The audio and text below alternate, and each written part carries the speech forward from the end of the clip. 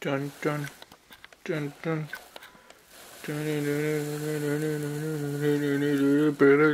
Hello. Next video. Don't know which part this is. Kind of behind on videos, gotta edit, but my computer shit because the hard drive's full. But doing the flares today, and maybe the rear bumper, or at least doing one side, I don't know. So, as you saw, I installed the side skirts and they're bolted down. And I have the flare taped like 95% of how it's supposed to be. Doesn't really matter too much because where I'm cutting, I'm not going to be cutting to the edge. I'm going to be cutting maybe an inch in. I just need a little bit of clearance. This thing isn't going to be really low. But it does raise the arch line, as you can see. This is the arch. This is the new line. So I'm technically lifting my car body-wise. This kind of continues off here, but there's like almost a little lip thing on this side skirt, which I got to cut off so this can actually go in and sit flush on this and touch the body panel. This flare contours directly into the rear bumper, which is outside. The rear bumper sits obviously right here because that's where a rear bumper sits, and it sits right there and it continues off, and then it has the little back vent right here. Flare's happening today. Gonna put a blue tape along the line, take off the flare, put the blue tape, and basically use that so I can press the flare against the car and use like a a marker and mark where the thing is, and then mark down where to cut.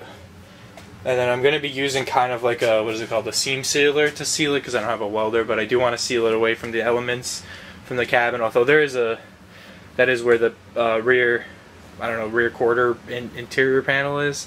Because on the 240 I didn't have that, and you can actually see rocks and water flying into the cabin, but I am sealing it.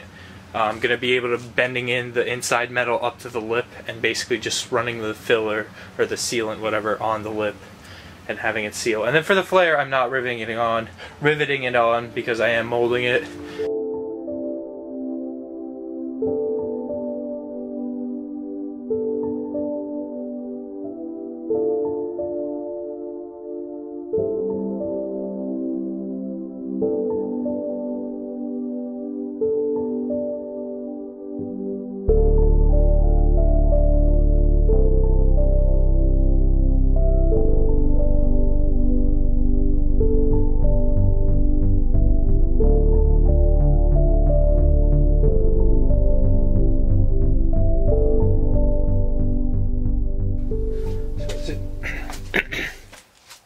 So as you can see now, I basically cut the layer.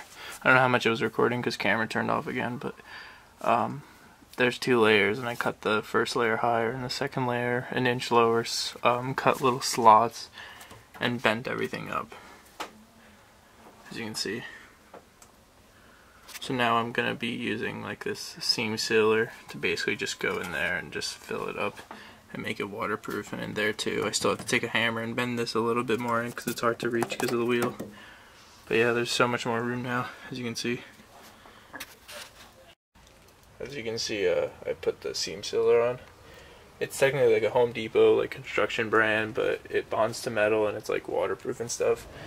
So you can see all of it. I kind of put it in every single crack. Yeah, so, I don't want to be ghetto and use duct tape like some people do. That's fucking stupid. So now I'm just gonna spray a super light coat of black paint all over it to prevent rust and over the epoxy and stuff. So did the other side, same thing, same shit. I got like little tiny screws to actually drill and then screw the flare in, because I'm gonna do that for now. It requires a lot of flex because the bumper fitment's weird. I drilled out a hole on that side for the bumper to be bolted in. And I'm going to do that now is drill it here, and then once the bumper's on I can actually do the whole shape thing of going from that to the bumper, because it kind of has to be in line with that and then be in line with the bumper. It's not just like a, if this is just an over fender it wouldn't really matter. So that'll be the next thing, is probably bolt on this rear bumper. And with the flare fitment I kind of already drew out a line, but that's probably not 100% how the flare is going to fit. I'm going to have to figure out how much of this corner I'll have to cut off because, as I was saying before, this has to open, obviously. And the flare is going to be a little over it, so I will have to cut off a corner metal piece of this.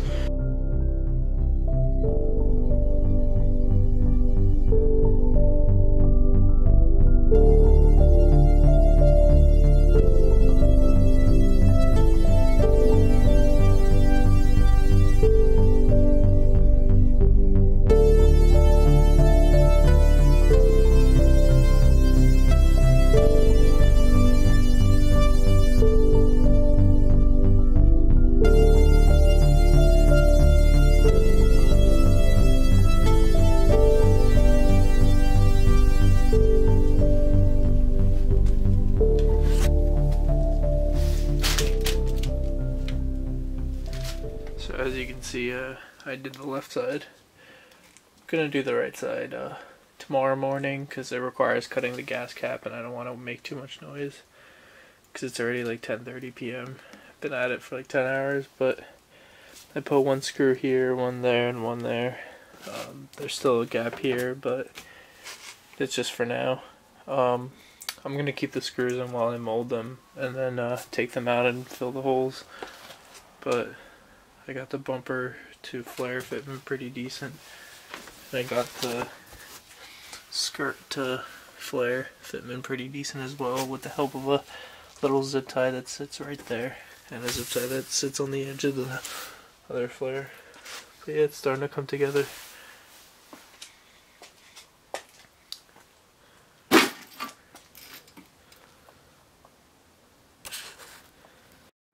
So yeah, thanks for watching, guys, of whatever part this is for the rear flare and bumper installation. Next part will definitely be the coilovers, because I might be doing it tomorrow after I install the flare with the little time I have.